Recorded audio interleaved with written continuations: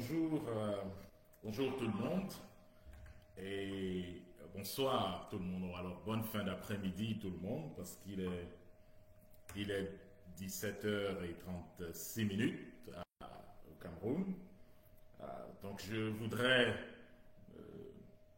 je voudrais saluer tout le monde. Bonjour, bonsoir ou bonne fin d'après-midi suivant les cas. Et vous dire que je suis content d'être des vôtres aujourd'hui pour pour une courte conversation, une relativement courte conversation. À l'Église catholique, on dit Habemus Papam, c'est-à-dire que nous avons un pape. Et je suis donc dans la joie de dire au peuple camerounais que nous avons conclu un accord, pas pour avoir un pape, mais pour avoir un président.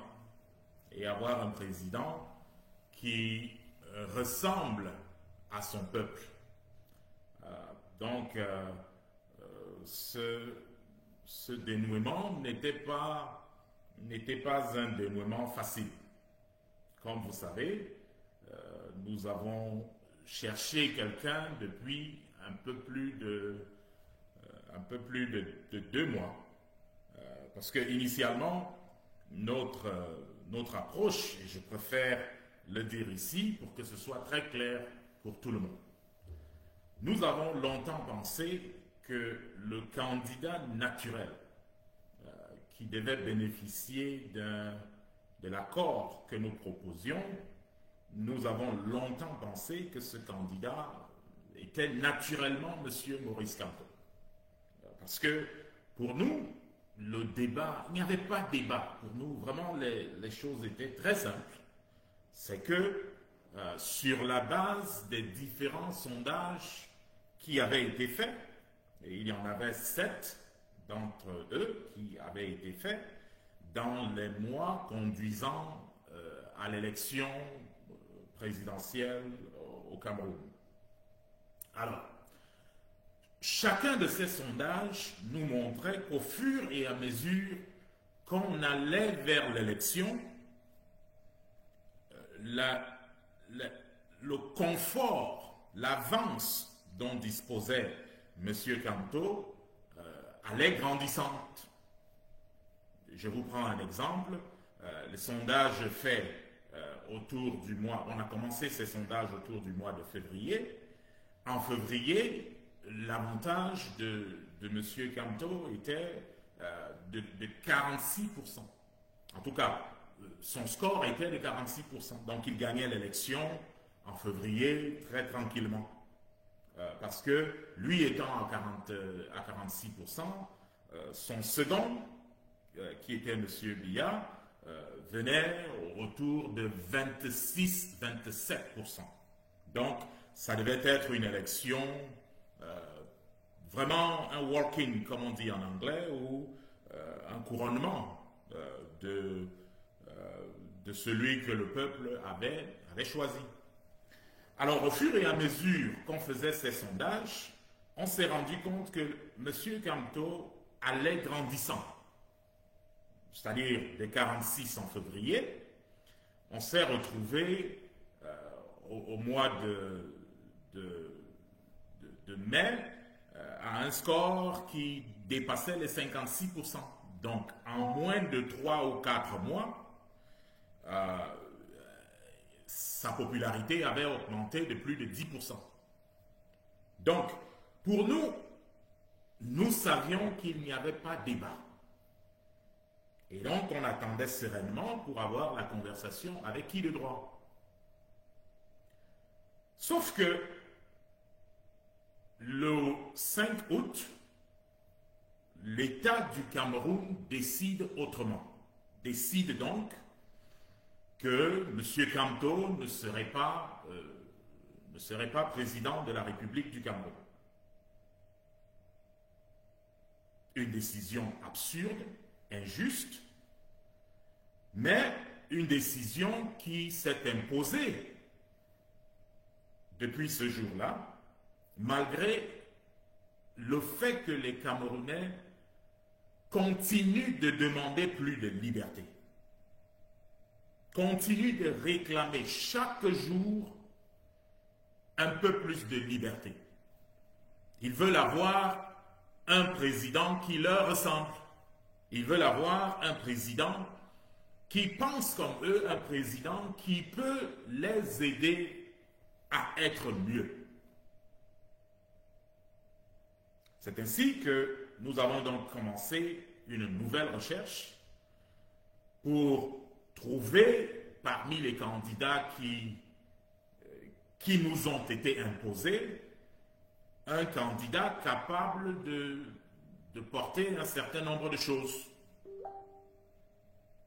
Nous avons cherché qui était ce candidat, nous ne l'avons pas trouvé. Jusqu'à il y a quelques heures, lorsqu'un accord a été conclu. L'accord qui a été conclu est un accord que presque tout le monde a refusé de signer. Et la raison pour laquelle tout le monde a refusé de signer, ou presque tout le monde a refusé de signer, c'est que il y a un certain nombre d'engagements qui devaient être pris sur la base des constats qu'il y avait sur le terrain. Il fallait se rassurer qu'on traite avec quelqu'un qui peut et qui doit être fidèle au peuple camerounais.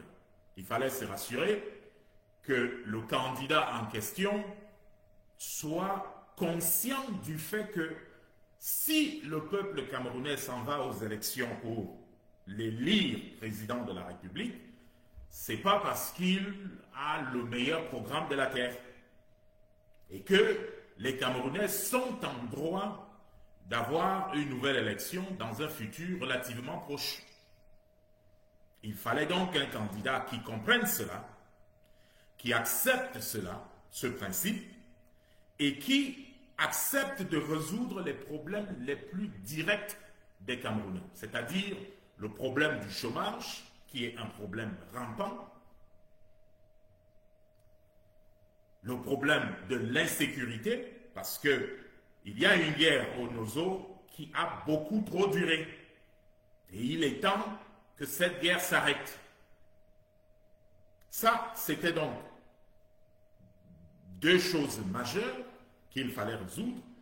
Et numéro 3, il fallait une sorte de refonte des institutions camerounaises pour que, dans un futur relativement proche, de nouvelles élections aient lieu et où tout le monde qui veut compétir puisse avoir la possibilité d'aller en compétition.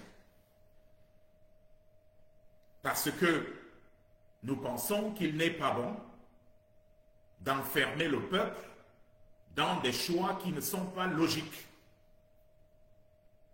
Évidemment, dans l'accord, il y avait un certain nombre de points dont je vais parler tout à l'heure. Je vais commencer par le premier point, l'assistance technique et technologique. Le contenu de l'accord qui a été présenté à tout le monde, que nous avons pensé avoir des personnes logiques en face, qui pouvaient donc lire, comprendre, pour se poser des questions, engagées sur l'accord.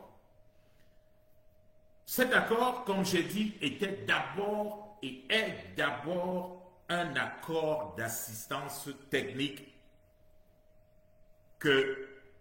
qui a été proposé aux candidats. Technique en ceci que on est parti sur une base, un constat qui montre que aucun candidat de l'opposition au Cameroun aujourd'hui n'a la capacité de battre M. Biya dans l'organisation qui conduit à la proclamation des résultats. Tous les candidats peuvent battre M. Biya dans les urnes. Mais battre M. Biya dans les urnes est une chose. Transformer cette victoire dans les urnes en victoire claire et définitive aux yeux du monde entier, aux yeux du peuple camerounais et reconnue par les institutions camerounaises est une autre chose. Parce que nous ne rêvons pas. Monsieur Clément Atangana est toujours président du Conseil constitutionnel. Et il le sera, nous le lui souhaitons, qu'il le soit toujours au jour de l'élection. Nous savons qui est monsieur Clément Atangana, c'est l'époux d'une femme, sa femme, qui est députée RDPC depuis plus de 30 ans. Nous savons que, avec cette relation où sa femme est députée RDPC depuis 30 ans et lui, il est juge d'une élection où il doit être neutre, c'est clair qu'il y a souci. Alors, face à ce déséquilibre, il était important de trouver les moyens pour rééquilibrer. Et le constat est que aucun des opposants, aucun parti au Cameroun aujourd'hui n'a la capacité de changer cela. Nous avons donc pensé que d'abord, numéro 1, il faut protéger le vote.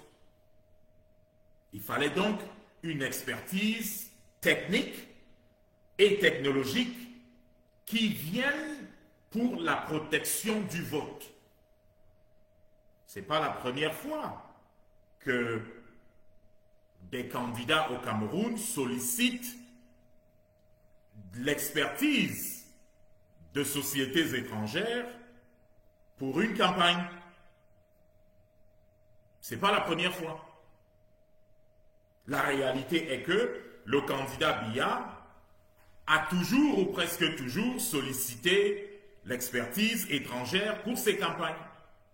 Il y a des sociétés que nous ne voulons pas citer ici, mais qui ont presque toujours supporté le chef de l'État dans la construction de son message, dans la stratégie à déployer pendant l'élection, dans la communication qui devait avoir lieu, et même dans la protection de sa fraude.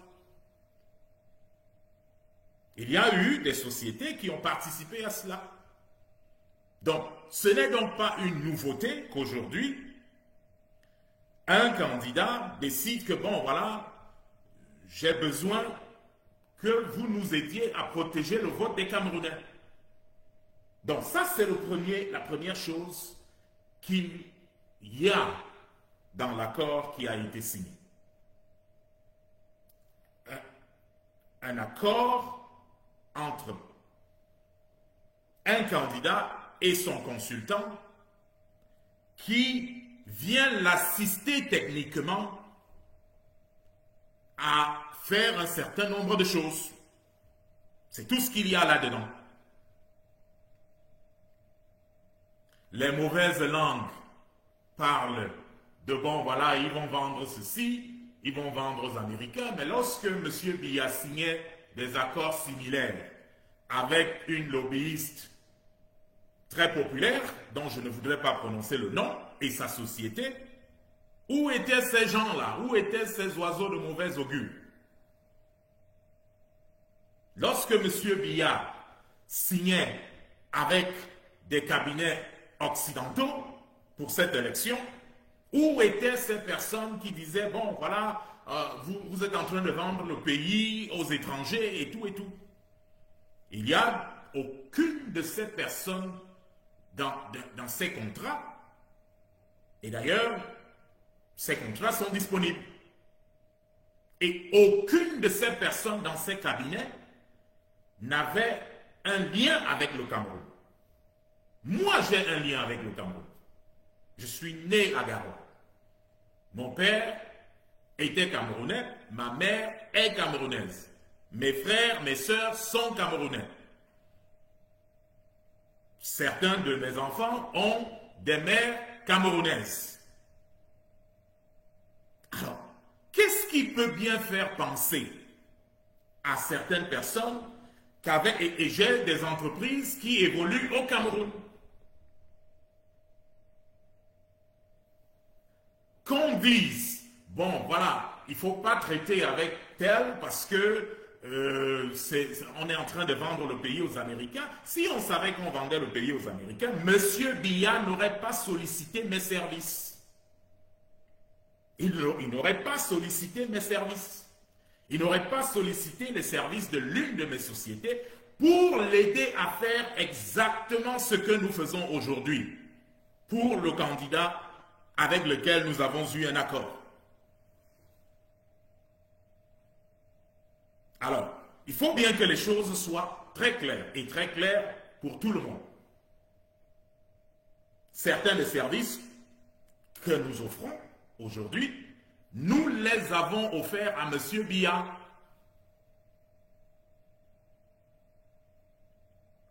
Donc, ceux qui veulent faire penser que, bon, voilà, c'est Patricia, en tout cas, je ne devrais pas prononcer le nom de la lobbyiste en question, mais elle n'est pas plus camerounaise que moi. Elle n'a ni père ni mère camerounais. Pourtant, quasiment à chaque élection, des contrats ont été signés. Même entre les élections, des contrats ont été signés. Alors, à ce moment-là, qui vendait quoi à qui? Donc, je le dis pour noter que l'argumentaire qui veut que parce que quelqu'un, parce que je peux voir venir certaines personnes qui, tremblant du fait que maintenant nous sommes sur le terrain, vont se mettre à essayer de chercher des échappatoires, essayer de créer des problèmes là où il n'y en a pas. Alors, créer les problèmes, on va mettre ces documents et puis on verra que le peuple va décider. Parce que si M. Biya pensait que c'était une mauvaise chose, il n'aurait pas signé ces contrats avec un certain nombre de sociétés, de lobbyistes. Il n'aurait pas signé de contrat avec nous. Moi qui vous parle, j'ai été signataire de l'un de ces contrats.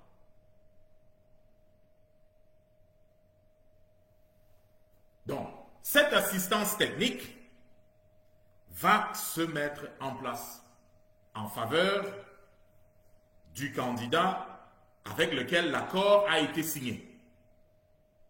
C'est un accord d'abord d'assistance technique pour que le vote des Camerounais soit protégé. Ce sont les Camerounais eux-mêmes qui vont protéger leur vote. Il vaut mieux que cela soit dit très clairement. Les Camerounais vont protéger leur vote, sauf que maintenant les Camerounais auront un outil technologique. C'est un peu comme si vous voulez faire un appel, disons vous voulez faire un appel WhatsApp, par exemple, et vous avez un ancien téléphone qui n'a pas la capacité d'appeler par WhatsApp, par exemple. Ces anciens téléphones qui n'avaient donc pas ces capacités. Alors, nous, on vient vous dire, on vous donne le téléphone qui vous permet de joindre votre collaborateur là où il se trouve pour que vous fassiez votre appel WhatsApp. Simple que ça. Ça veut dire que nous vous donnons la technologie pour le faire. Mais ce n'est pas nous qui faisons l'appel. Les Camerounais font cet appel. Donc, c'est un accord technique, c'est un apport technique et technologique. Il faut bien que tous les Camerounais comprennent cela pour ne pas qu'il y ait un problème de confusion. Ça, c'est point numéro 1. Point numéro 2, l'accord est un accord d'assistance diplomatique. Assistance diplomatique. Ça veut dire quoi? Ça veut dire que le candidat retenu nous a recrutés pour que, en cas de nécessité, on puisse frapper à la porte qu'il faut. Et je répète que moi qui vous parle, j'ai un contrat avec l'État du Cameroun qui permet au Cameroun, à M. Biya, de frapper à cette porte. Simplement que nous disons, nous ne travaillons plus avec le régime en place, nous travaillons pour que le changement se passe en 2025. Donc, quelqu'un qui viendrait nous dire que l'accord d'assistance diplomatique, il y a un souci avec ça, alors devrait nous expliquer pourquoi est-ce que M. Biya a signé cet accord avec nous. Aussi simple que ça. Parce qu'ici, il y a des candidats à une élection présidentielle. L'avantage de M. Biya réside dans le fait que quand il fait tous ses forfaits au Cameroun, lorsqu'il vole les élections, lorsqu'il perpétue la fraude un peu partout, lorsqu'il maltraite le peuple en le battant, en le fouettant, en l'emprisonnant, les grandes puissances de ce monde regardent ailleurs. Et ça raffermit donc M. Biya et son système pour qu'ils fassent ce qu'ils font. Et c'est la raison pour laquelle on peut tuer des gens au Cameroun et personne ne dit rien. Alors, le candidat qui nous recrute, lui, il dit « Je ne veux plus que mon peuple souffre de cette manière. » Alors, il faut que, s'il y a injustice au Cameroun, il faut trouver le moyen d'aller ouvrir les mêmes portes qui sont souvent ouvertes à M. Biya. Et il dit donc, moi, je vais utiliser les mêmes moyens que M. Biya utilise. Voilà de quoi il est question ici. C'est que nous enlevons désormais l'avantage que M. Biya avait à avoir accès seul à un certain cercle. Désormais, il y a un candidat au Cameroun qui peut avoir le même accès et qui saura donc se faire entendre de manière à ce que le monde entier fasse attention lorsqu'il y a un souci. Il y a donc rééquilibre des forces en présence. Ça, c'est ce qui est contenu dans l'accord diplomatique. Les gens vous diront, bon voilà, il a vendu le pays à tel, il a vendu le pays aux Américains. Il n'y a personne qui a vendu le pays aux Américains. C'est simplement que, désormais, entre le candidat et nous, il y a un accord d'assistance diplomatique. Et nous qui vous parlons, je dis, nous avons un accord d'assistance diplomatique avec M. Biya, que lui, il a signé il y a quelques années.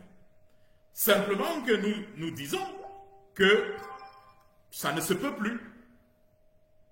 Il faut rééquilibrer les forces en présence. Donc ça, c'est la deuxième chose qu'il y a dans cet accord. La troisième chose qu'il y a dans cet accord, c'est une assistance de projet pour que le candidat en question n'arrive pas à l'élection avec des promesses vides. Assistance de projet en quoi? Des négociations avec le candidat, un projet a été proposé, ce projet qui a été proposé est là pour créer 5 millions d'emplois pour le peuple camerounais. 5 millions d'emplois.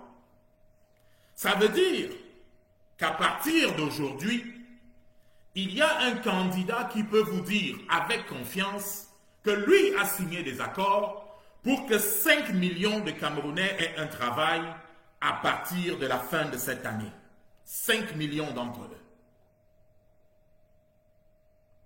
Au moment où nous parlons, il n'y a dans ces candidats aucun autre d'entre eux qui peut se prévaloir d'une pareille action. S'ils vous disent que, voilà, ils vont vous créer des emplois, comment ils vont créer ces emplois? Comment? Quelles actions ont été prises pour assurer que ces emplois seront créés? Le candidat avec lequel nous avons un accord, lui a pris l'action pour s'assurer que 5 millions de Camerounais aient un travail dès la fin de l'année 2025. C'est notre obligation désormais. C'est notre obligation. C'est pour ça que nous pouvons dire aux millions de Camerounais qui cherchent un emploi, des millions de Camerounais qui cherchent partout, vous allez chercher un emploi, on vous dit qu'il faut payer pour que vous ayez l'emploi. Je ne vous dis pas les milliers de messages que je reçois de personnes dépassées parce qu'ils ou elles ne comprennent pas qu'un pays soit devenu aussi mauvais. Le candidat avec lequel nous avons un accord nous a recrutés pour que 5 millions de Camerounais soient au travail avant la fin de l'année 2025. Ça, c'est un ordre qui nous a été donné et nous allons nous rassurer que cela est fait. Ça veut dire que les millions de Camerounais aujourd'hui en attente d'emploi devraient se rassurer que ce candidat soit élu.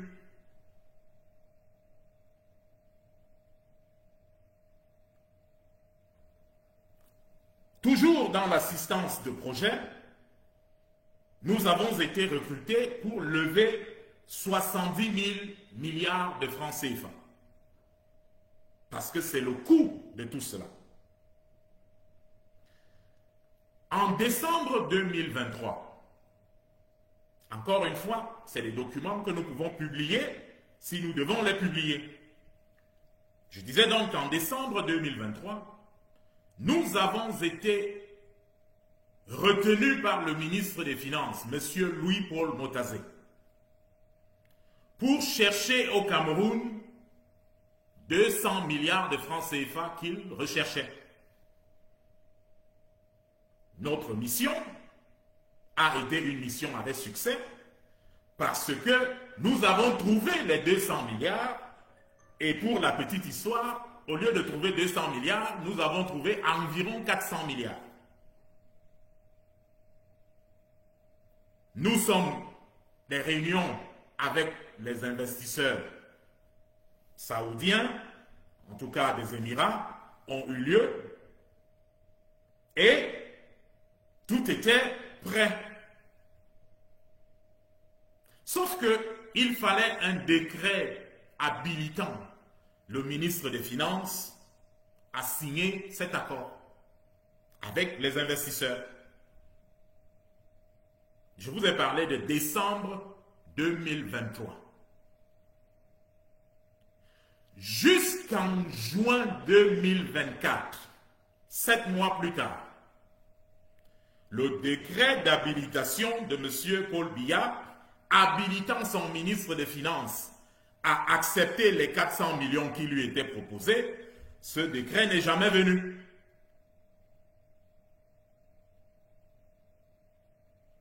Vous pouvez vérifier tout ce que je suis en train de vous dire. Je vous ai cité des noms.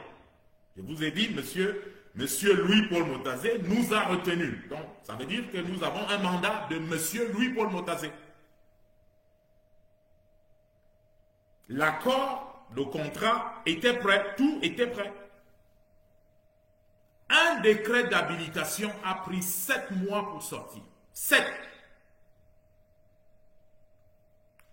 Parce que, bon,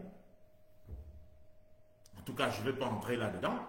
Je dis cet exemple pour que les Camerounais sachent qu'on ne s'est pas levé le matin pour dire ce que nous sommes en train de dire.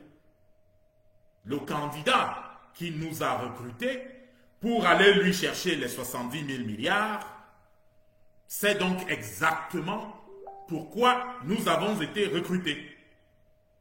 La preuve, c'est que l'État du Cameroun, le gouvernement moribond actuel, nous avait déjà recrutés. Les 70 000 milliards seront donc trouvés. Et dans l'accord, il est prévu que 35% de ces 70 000 milliards ira à 5 000 sociétés camerounaises. Et que 65% ira aux sociétés américaines, 106 sociétés, qui travailleront à ce projet. Ça, c'est ce pourquoi nous avons été recrutés et c'est ce que nous ferons. Ça veut donc dire que c'est fini le temps où on vous demandait d'aller corrompre des gens pour que vous ayez un marché.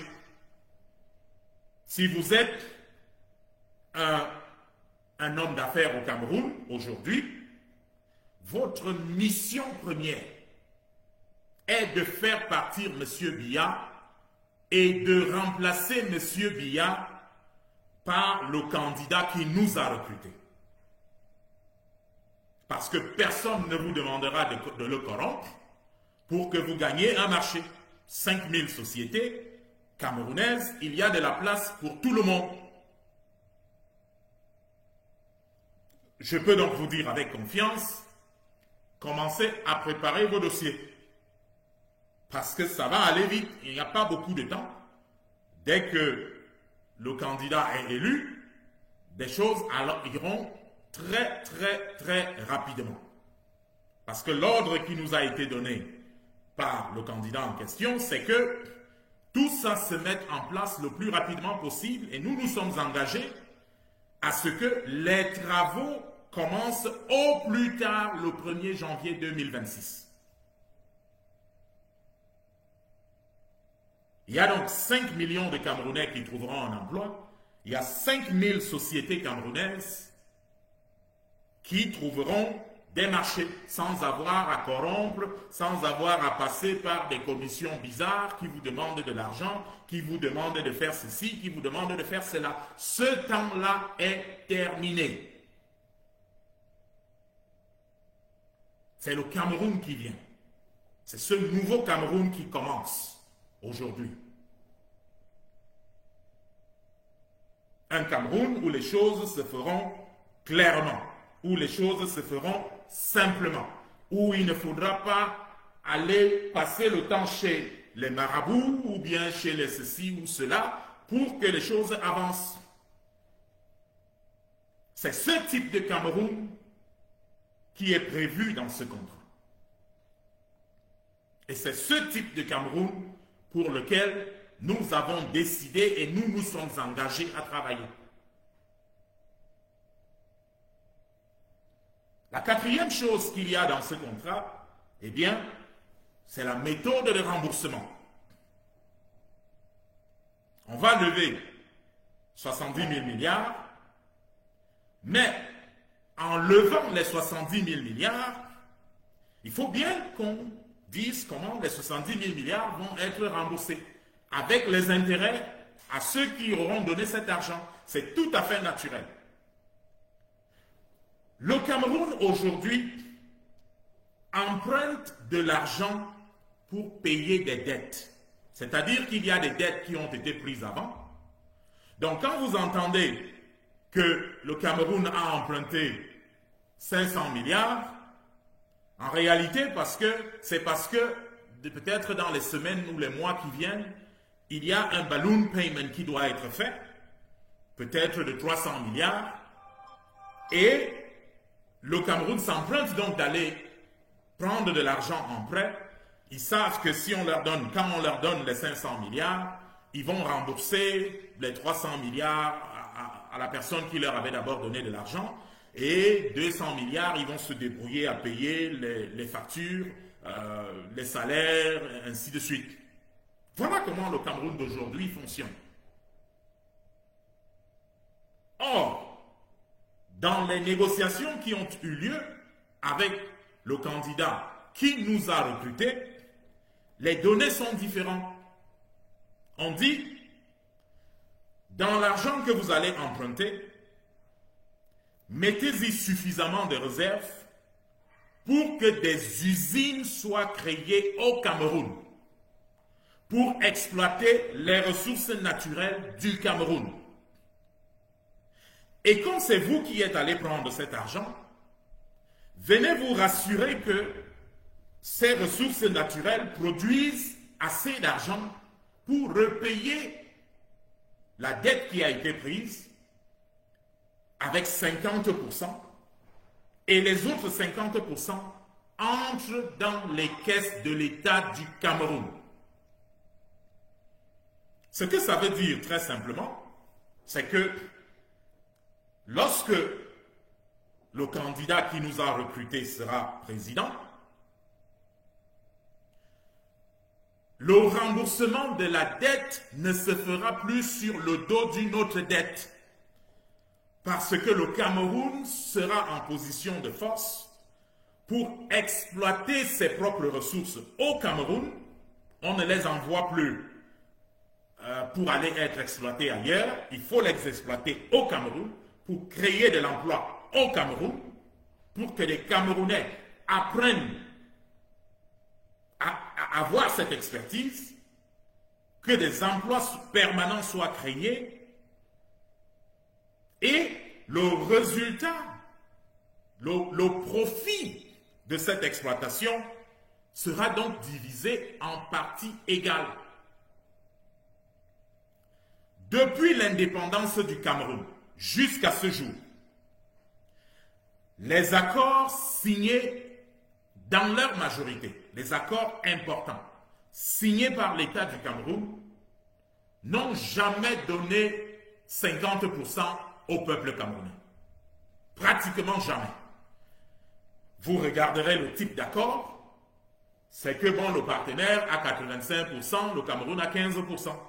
La majorité de ces contrats d'énergie sont comme ça. Les ressources naturelles, vous verrez, le Cameroun a 10%, l'exploitant a 90%. Lorsqu'ils ont trop tué, jusqu'à se féliciter, l'accord est un accord de 65% pour l'exploitant et 35% pour le peuple camerounais. L'accord qui a été signé prévoit une division égale. Ça veut dire tout le monde contrôle les coûts, tout le monde contrôle les entrées, tout le monde contrôle les sorties. Lorsque le profit arrive, on fait une division par deux. L'État du Cameroun reçoit dans son trésor 50%. Les investisseurs qui ont donné de l'argent pour que des emplois soient créés, des usines soient créées, pour que le Cameroun engage sa marche vers la prospérité, ces investisseurs reçoivent leurs 50%. Ils ont donc intérêt à faire que l'exploitation de ces ressources marche. Parce que ce n'est que ça qui va rembourser leurs dettes. Nous pensons que ça, c'est le type d'accord sensé que les pays africains désormais doivent être capables d'avoir. Nous avons présenté les mêmes choses à la majorité des autres candidats. Quand ils ne vous disaient pas qu'ils ont peur qu'on va les accuser, qu'ils ont vendu le Cameroun, ils fuyaient tout simplement. Ou alors, ils vous disaient tranquillement que bon, ils ne veulent pas de problème. Alors, si vous ne voulez pas de problème, ou vous avez peur qu'on va vous accuser que vous avez vendu le Cameroun, pourquoi vous voulez être président? Parce que vous n'avez ni le courage, ni la force de prendre une décision pour le peuple camerounais. Pourquoi vous voulez diriger le Cameroun? Pourquoi? Pourquoi êtes-vous candidat? Il est temps, et c'est ce que croit le candidat qui nous a recrutés, il est temps que le peuple camerounais prenne son destin en main. Et c'est la signification de l'accord qui a été signé. Et avec cet accord, désormais ce n'est plus on va, c'est on est en train de, nous faisons déjà cela. Donc lorsque les autres politiciens viendront vous remplir les oreilles avec leurs promesses vides, il faut vous souvenir de cela. Un seul d'entre eux a eu le courage, la force et le caractère de dire oui. Il y en a on a eu un candidat, il a tellement peur de M. Biya qu'on se pose la question, mais si ce monsieur a peur comme ça d'un homme, un être humain, s'il a dit comme ça, s'il a peur de Dieu comme il a peur d'un être humain, moi je pense que le monde serait un meilleur monde. Mais voilà des candidats qui passent le temps chez les marabouts parce qu'ils cherchent des solutions mystiques, mais qui ont peur d'un homme comme si cet homme était... il faut voir comment le candidat a peur. Et puis on ne sait pas comment il se transforme lorsqu'il est devant les caméras. Je n'ai pas compris. Parce que le même candidat, quand il vous parle de l'homme Biya devant les caméras ou devant les gens, vous avez l'impression que vous avez affaire à un monsieur normal. Mais dites-lui, monsieur, venez signer ici, donc que vous voulez enlever monsieur Paul Biya, et c'est à peine s'il ne s'agenouille pas devant vous pour vous prier de ne pas le mettre dans des problèmes. Alors nous disons, nous avons fait le tour de toutes ces personnes et nous disons avec confiance, un seul a eu le courage. Et je vais vous dire, nous avons découvert qu'il était impossible à un politicien de carrière de signer un tel accord. Parce qu'ils sont pourris. Ils sont pourris. Ils n'ont pas l'intérêt du peuple en tête. Et pour eux, parce qu'ils sont populaires, parce que les gens vont leur donner quelques-unes de leurs voix, ils se disent qu'ils tiennent le peuple.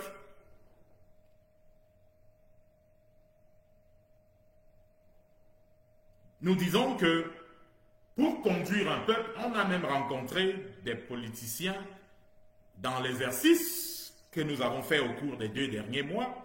On a rencontré des gens d'une arrogance extraordinaire. Comment vous allez conduire un peuple que vous méprisez? Si vous pensez que votre peuple est bête, comment vous allez le conduire? Vous allez faire comment pour conduire un peuple?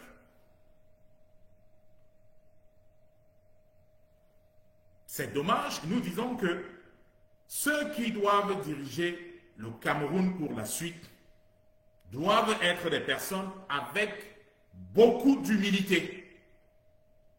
Ce n'est pas parce que vous êtes président que ça vous donne le droit de marcher sur les autres.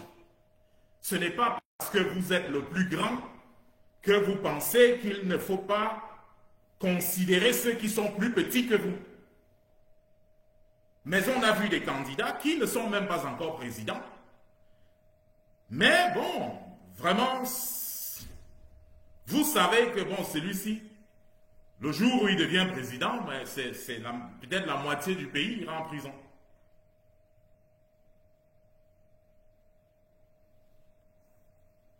Je vous ai dit en commençant que nous avons un patron qui nous a recrutés.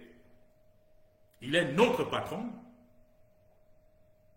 Il nous a donné des instructions qui sont claires. Et moi qui vous parle, en termes d'âge, ce patron est beaucoup plus jeune que moi. Mais ce n'est pas l'âge qui fait un problème.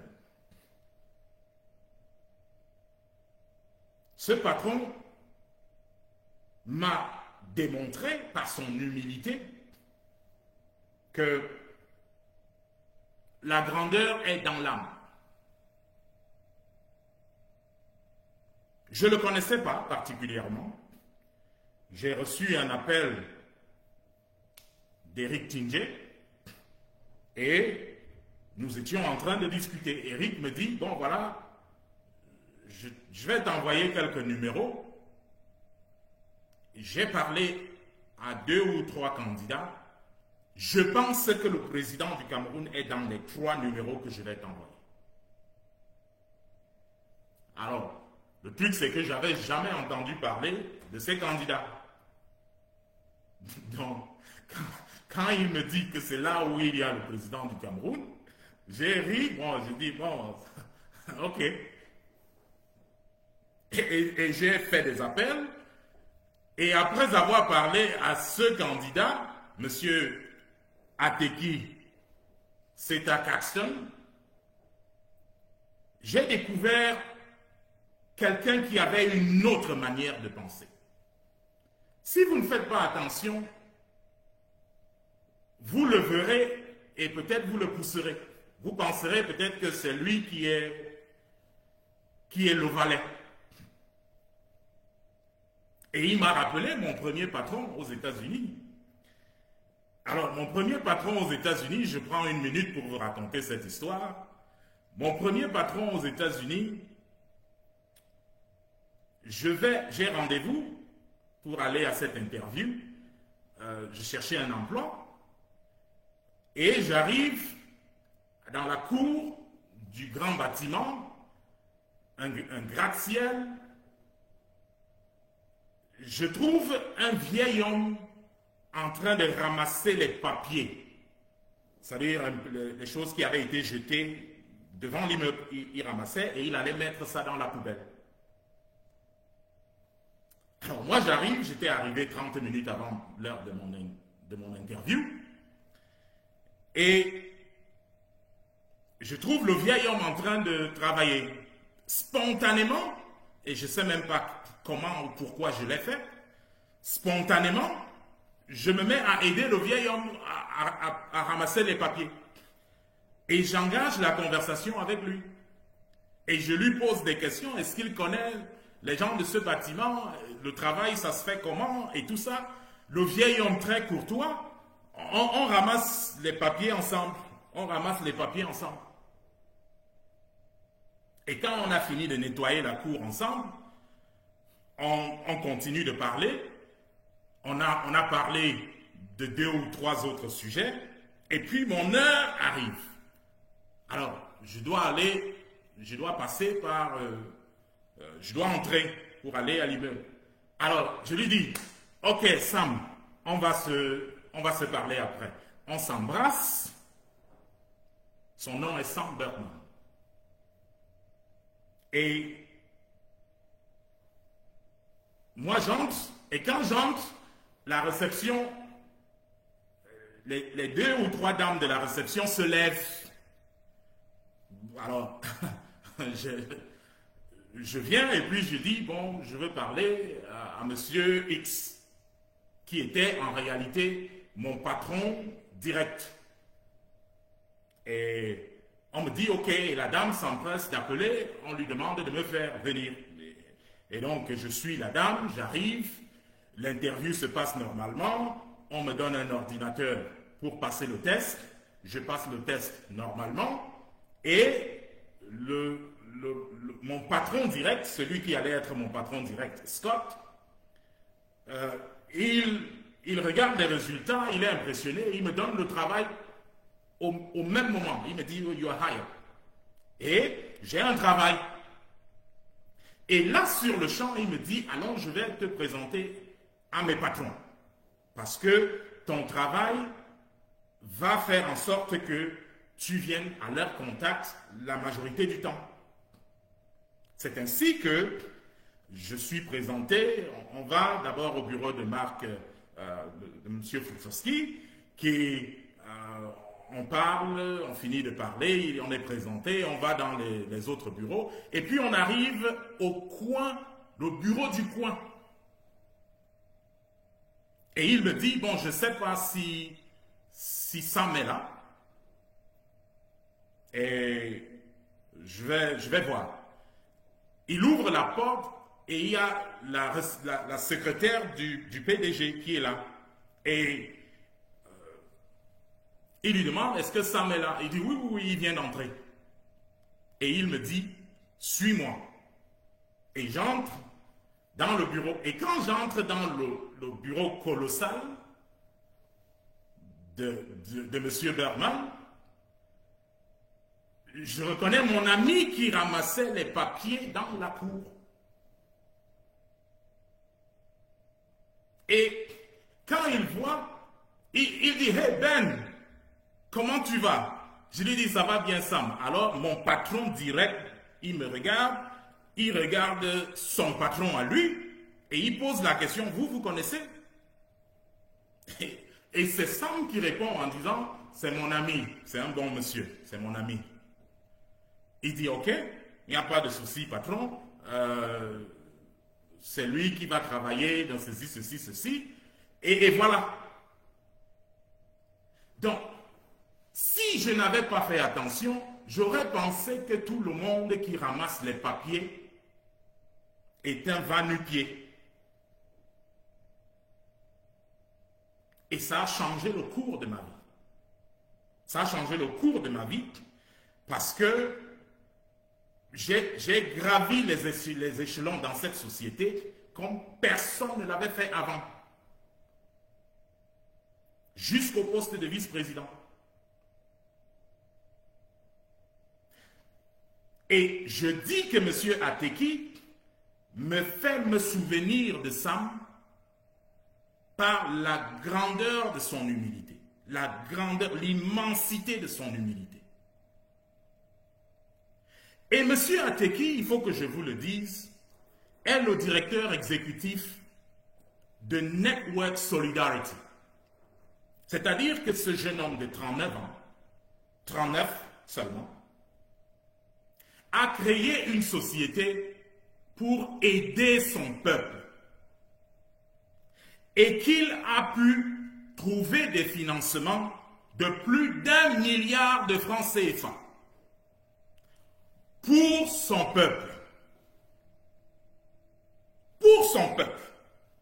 Pendant que nous avons des gens qui passent le temps à voler des budgets, qui passent le temps à détourner de l'argent du peuple, qui passent le temps à distraire tout ce qu'on leur donne pour le compte du peuple, voilà un jeune homme qui a passé la meilleure partie de sa vie au service des simples du peuple. Trouver à manger aux gens, trouver des logements aux gens, travailler pour qu'il y ait un lendemain meilleur. Il n'est pas différent en cela d'un autre jeune, cette fois au niveau des États-Unis, Barack Obama, qui avait passé sa vie à travailler pour que son pays soit meilleur. Nous souhaitons que M. Ateki continue comme il a commencé.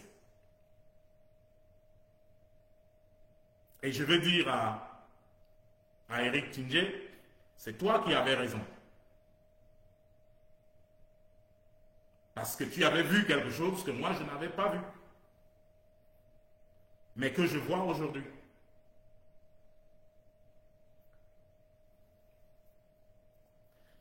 Au cours des semaines qui vont suivre, les gens vont vous dire tout et rien contre M.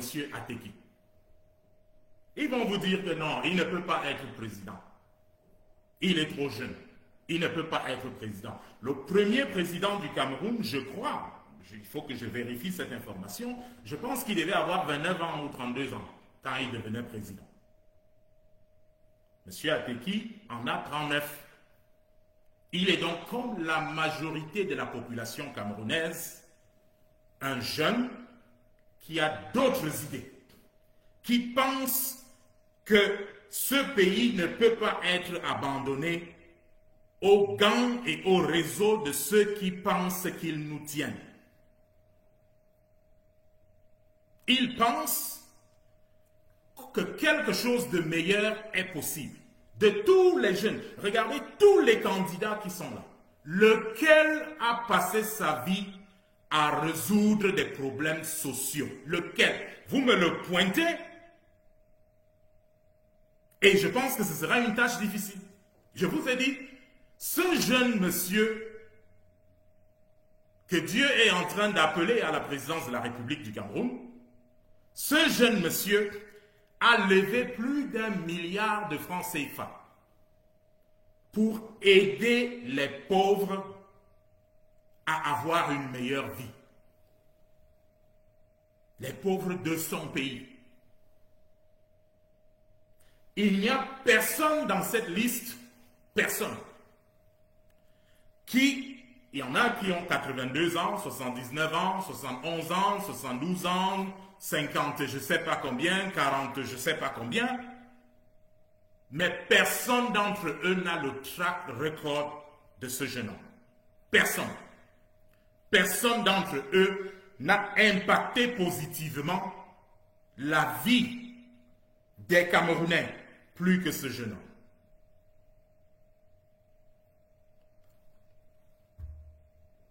Ce sera ce que ce sera. On vous dira que, bon voilà, dans le Grand Nord, c'est plié parce qu'on a Issa Chiroma, on a Bello Bouba, il y a M. Biya là-bas, et il y a d'autres candidats qui seront, c'est plié. Le but de M. Ateki, quand nous on regarde les chiffres, sa mission n'est pas d'aller avoir 70% au Grand Nord. La mission de M. Ateki est d'aller avoir 15% dans le Grand Nord. Parce que si M. Ateki a 15% dans le Grand Nord, il est président de la République du Cameroun. C'est un jeune, comme la majorité des jeunes qui y sont, c'est un jeune qui a passé son temps à travailler pour améliorer les conditions de vie, sa jeune vie. Il a passé sa jeune vie à travailler pour améliorer les conditions des populations.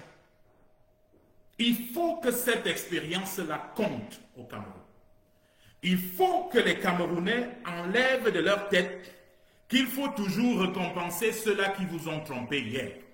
Qu'il faut toujours récompenser ceux-là qui vont par derrière faire les affaires avec M. Biya.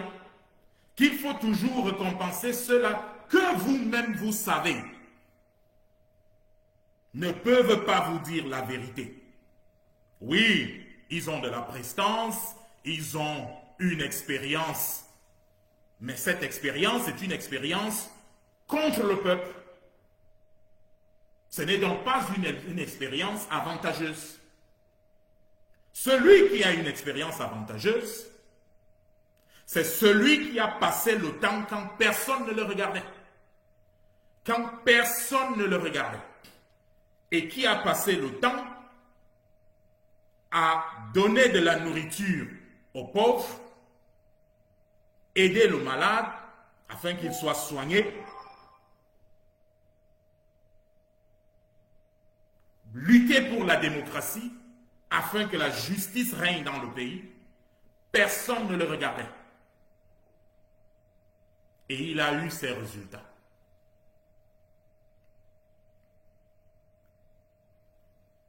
Un vote pour M. Bello ou pour M. Chiroma est un vote pour M. Biya. Parce que moi, je pense, sur la base de l'expérience que j'ai eue avec quasiment tous ces personnages, je pense que c'est quelque chose de terrible si le peuple camerounais donnait ses voix, perdait ses voix avec M. Chiroma ou M. Bello. Parce que ces voix serviront à l'un et à l'autre d'aller discuter, d'aller négocier leur poste. Ils ont eu l'occasion de signer pour tout ce que je vous ai cité ici. Ils ont refusé. Pour eux, il y a comme un air d'inévitabilité. Les Camerounais sont otages. Ils ne peuvent que les choisir. Alors, vous faites ce que vous voulez. Je suivais un programme hier où le candidat Chiroma a déclaré, quand on lui demande comment il va faire pour défendre son vote, quels moyens techniques et technologiques il a mis en place pour défendre son vote, afin que M. Biya ne vole pas et ne fraude pas. M. Chiroma a purement et simplement répondu que bon, lui, si le Conseil constitutionnel décide que ce n'est pas lui, qu'est-ce que lui peut faire? Avant de continuer en disant que c'est le peuple, c'est au peuple de défendre sa victoire. C'est au peuple. Donc, comme si les Camerounais n'avaient déjà pas trop souffert comme ça, comme si les Camerounais, la faim, la misère, la pauvreté, le manque d'eau, le manque d'électricité, les routes qui énervent, comme si tout ça n'était pas assez pour le peuple, il faut que ce peuple-là descende pour aller être tué. Si M. Chiroma voulait défendre sa victoire, il se dotait des moyens techniques pour défendre sa victoire. Il n'attendrait pas que le peuple aille se mettre en difficulté. M. Ateki pense, et je suis d'accord avec lui, que même une seule vie ne mérite pas d'être sacrifiée. Que la vie des Camerounais est précieuse et qu'il est de son devoir, en tant que candidat à cette élection, de trouver les voies et moyens pour que le maximum de vies soit sauvé au Cameroun. Parce qu'on connaît ce régime dictatorial, on sait que ce régime ne lésinera pas sur les moyens, on sait que ce régime n'hésitera pas à tuer ses enfants. Et si ce régime le fait, ce ne sera pas la première fois. M.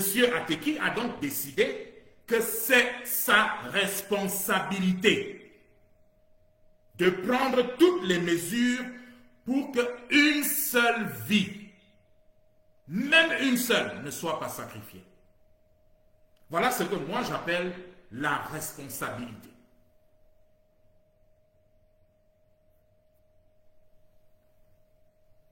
Allez voter pour M. Ateki parce que c'est le bon choix, parce que c'est le choix sensé, parce que c'est celui qui pourra défendre sa victoire. Si vous êtes content avec le régime Biya, si vous pensez qu'il faut encore, je ne sais pas moi, 7 ans ou 14 ans du régime Biya ou du régime Gongo ou du régime Baboké ou du régime Chantal Biya, allez-y, votez pour Chiroma, votez pour Bello, votez pour Biya. Mais si vous êtes fatigué qu'on vous manipule, si vous êtes fatigué de la pauvreté et de la misère que des gens décident de verser dans un peuple, si vous avez cette fatigue, la personne que vous voterez le 12 octobre sera M. Ateki. Il faut essayer autre chose. Ceux qui sont là ont eu le temps. Bello Bouba Maïgari, Issa Chiroma Bakari, ils ont eu du temps et des opportunités. Ce pays aurait changé en 1992 si M. Chiroma, M. Bello Bouba avaient pris les bonnes décisions. Le pays aurait changé. Des millions de Camerounais ne seraient pas morts. Il n'y aurait pas de crise anglophone. Le tribalisme ne serait pas devenu quelque chose de rampant comme maintenant. M. Chiroma, M. Bello Bouba sont comptables du bilan de M. Biya. Il faut essayer quelque chose d'autre. Il faut essayer quelque chose d'autre. Et nous vous le disons avec la foi que le peuple camerounais va se lever partout là où il se trouve. Monsieur Ateki n'est pas le plus brillant des Camerounais. Il ne vous dira jamais qu'il est le plus brillant des Camerounais. Il n'est pas le plus riche des Camerounais. Il n'est pas le plus qui a été ministre de ceci ou ministre de cela. Il ne l'est pas. Mais c'est un monsieur qui a passé des années et des années de sa vie à travailler pour que le pauvre ait un meilleur avenir. Pour que la veuve ait du réconfort. Pour que l'orphelin puisse aller à l'école. Et ce sont ces valeurs dont le peuple camerounais a besoin aujourd'hui. Je voudrais vous remercier d'avoir pris de votre temps pour écouter. Attendez-vous que des gens tireront de gauche à droite sur Monsieur Ateki. Mais moi j'ai foi que ce sera différent. J'ai foi que les Camerounais ne se laisseront pas manipuler. J'ai foi que la jeunesse du Cameroun se lèvera pour dire on veut un autre type de jeune. On veut un autre type de profil. Il faut essayer quelque chose d'autre.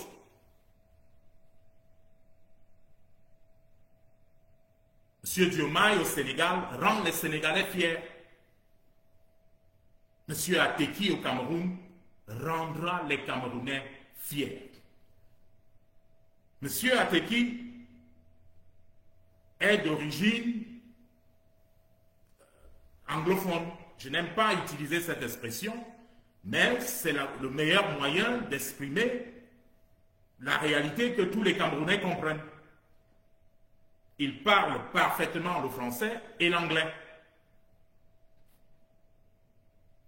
Il a des attaches de travail partout dans le pays.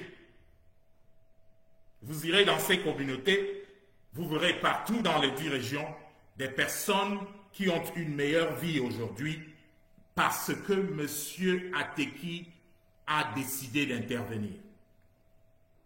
Le fait qu'il soit d'obédience ou de langue d'origine du nord-ouest ou du sud-ouest, je dois confirmer parce que je ne sais pas très bien s'il est du sud-ouest ou du nord-ouest. Je vais confirmer cela avec lui. Mais quel que soit le cas, il est temps que ça change dans ce pays. On ne peut pas avoir un pays où ce n'est que les francophones qui sont présidents. C'est pas possible. Comment on va faire une unité nationale si dans un pays qu'on dit un pays libre, si dans un pays où on dit que les chances doivent être les mêmes pour tout le monde, il n'y a que les gens d'une certaine région qui peuvent être présidents.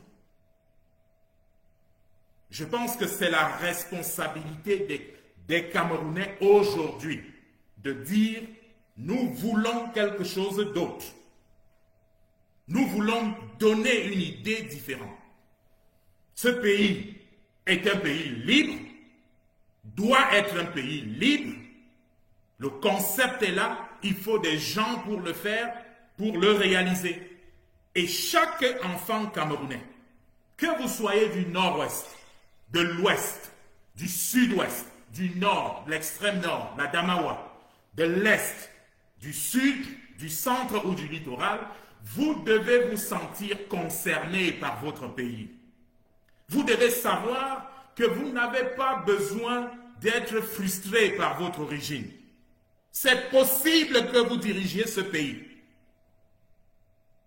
N'achetez pas le mensonge qui veut que ce n'est que des gens d'une certaine région, d'une certaine ethnie, d'une certaine ceci, qui peuvent diriger ce pays. Et M. Ateki vous offre la possibilité de créer cet héritage pour le peuple camerounais. Il faut un autre Cameroun. Il faut un autre Cameroun.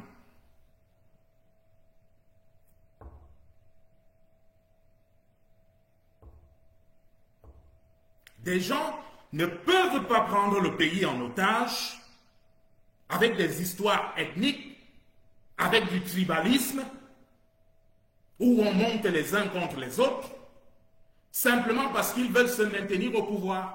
Il faut un autre Cameroun.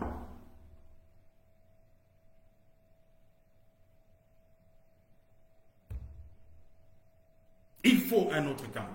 Ça ne peut pas continuer. Ça ne peut pas. Les enfants de toutes les régions du Cameroun doivent savoir que c'est leur pays. Ils peuvent arriver au sommet. Le ciel est la limite.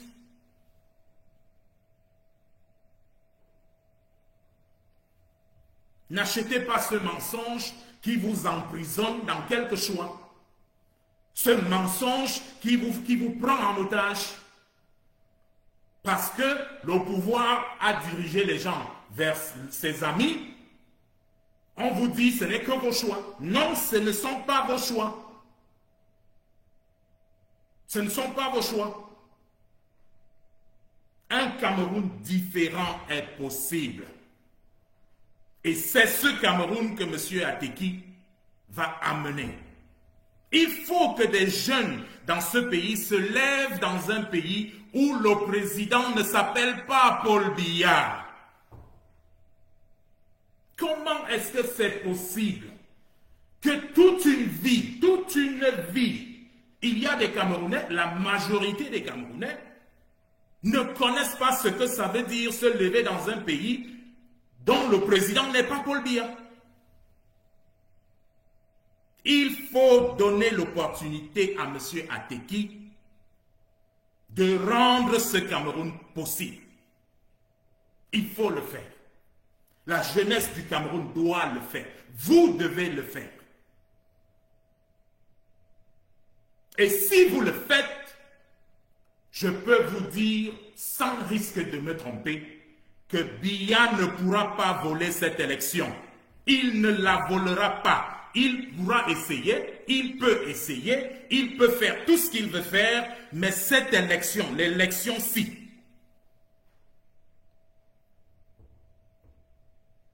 le vainqueur des urnes sera président de la République. Et c'est à vous, le peuple camerounais, de décider quelque chose d'autre.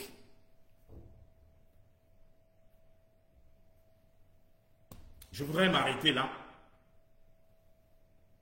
avec la confiance que si vous cherchez un emploi,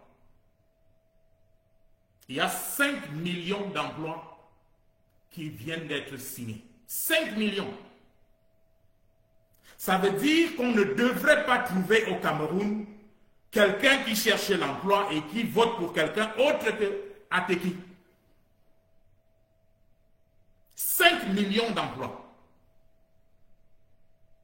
5 000 sociétés camerounaises. Ça veut dire quoi? Ça veut dire qu'à partir d'aujourd'hui, si vous avez une petite affaire, vous avez un business, la personne qui vous dit « j'ai 5 000 sociétés qui auront ces marchés, sans payer, sans ceci, sans cela, cette personne devrait devenir votre candidat fidèle, votre candidat préféré. Ah, il faut arrêter d'être pris en otage. En face, on vous promet un Cameroun qu'on ne comprend même pas. Voilà deux choses qui sont la priorité. Il faut que les Camerounais aillent au travail. Il faut que les emplois soient créés. Il faut 5 millions d'emplois au Cameroun. 5 000 sociétés au moins doivent être prêtes à participer à ce développement national qui arrive. Parce que c'est un développement national. Je disais à quelqu'un qui me posait la question, qu'est-ce qu'on fera des biens lorsque on aura sanctionné? Parce que dans les jours qui viennent, dans une dizaine de jours, je pense qu'on aura obtenu des sanctions qui sanctionneront donc les concernés. Alors, quelqu'un me posait la question, quand vous allez confisquer l'argent de ces gens-là, qu'est-ce que vous allez en faire? Bon, moi je lui ai dit, le Cameroun n'aura pas besoin de ça. Cet argent, on le confisque juste au cas où ils veulent créer des problèmes une fois que M. Ateki a gagné son élection. Et s'ils veulent créer des problèmes, alors à ce moment-là, leurs biens seront confisqués. Et 13 d'entre eux, qui sont visés par la Cour pénale internationale, iront en prison à La Haye. Mais ce n'est pas ce dont le Cameroun a besoin. On est fatigué de vivre dans ces pays de chasse aux sorcières, de là où on passe le temps à aller poursuivre les gens et tout et tout. Ce n'est pas la priorité du Cameroun. Donc, si le régime RDPC part du pouvoir tranquillement, ce régime a toutes les assurances qu'il ne sera pas inquiété parce que la richesse, le niveau de richesse qui sera créé au Cameroun à partir de la fin de cette année, ça fera qu'on regardera tout ce qu'ils ont volé comme des miettes. Et personne n'ira se battre pour cela. Ils ont trompé le peuple. Oui, vous avez trompé le peuple. Ce qu'on vous demande, c'est quand M. Ateki gagne son élection, partez. Partez avec ça. Partez avec. Tout ce qu'on vous dit, c'est si vous essayez de déranger la paix du Cameroun, on reviendra vous voir. Et il y aura des conséquences.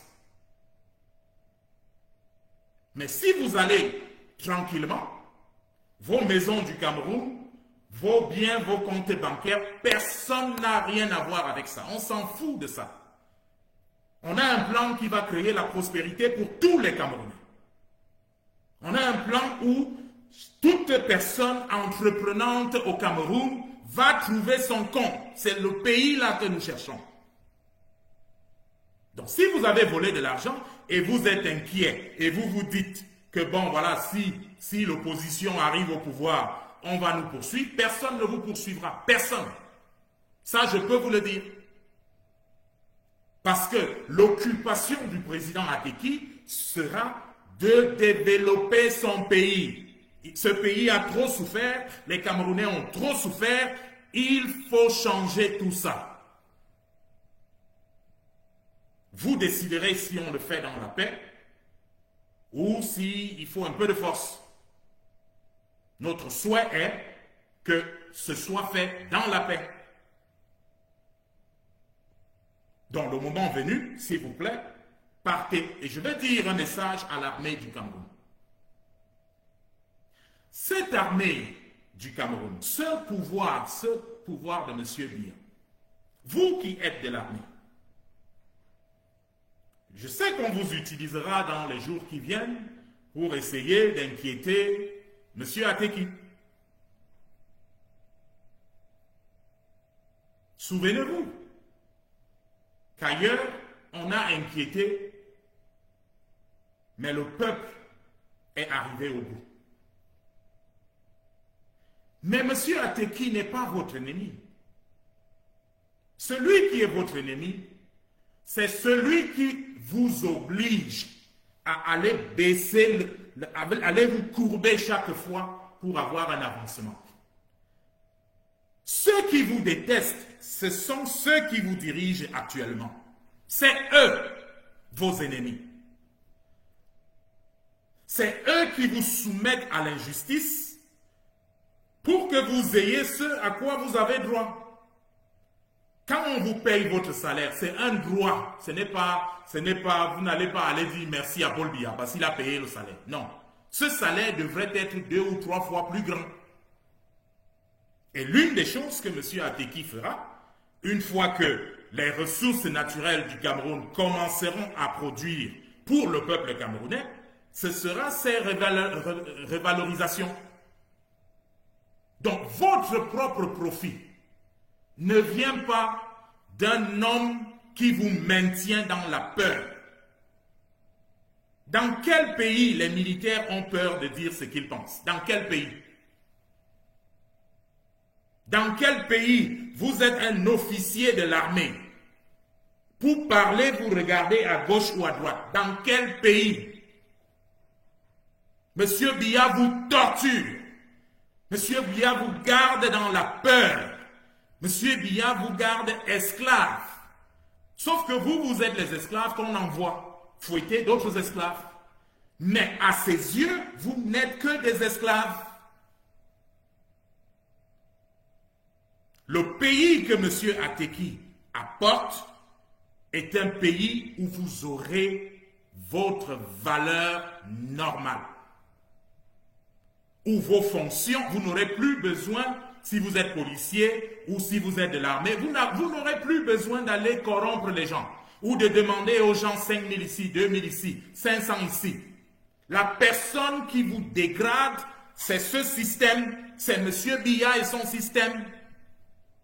C'est eux qui vous dégradent. C'est eux qui ne connaissent pas votre valeur. Ce nouveau Cameroun que nous appelons changera le 12 octobre. Il changera. Il changera. Et il changera de telle manière que pas une seule goutte de sang ne tombera. Lorsque cela va se passer, ne soyez pas inquiets. Ne vous dites pas, bon voilà, vous avez un nouveau président qui va vous regarder avec suspicion. Non, il ne vous regardera pas avec suspicion. Il vous traitera mieux. Il va vous rendre plus digne. Parce qu'il n'est pas normal que des personnes en tenue vivent la vie qu'on voit nos frères et nos sœurs en tenue avoir. C'est injuste. Parce qu'on vous demande d'être des agents de justice sans vous mettre à l'abri du besoin. Celui qui vous déteste, c'est celui qui vous demande d'être exposé à la corruption. Celui qui vous déteste, c'est celui qui fait tout pour vous garder dans le besoin. Ce n'est pas celui qui vient pour arranger votre situation.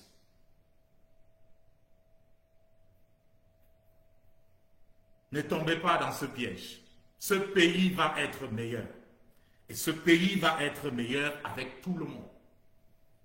Avec une grande armée, comme l'armée camerounaise, avec des forces de l'ordre magnifiques que vous êtes, ce pays va changer. Et vous pourrez faire et être ce que vous voulez être.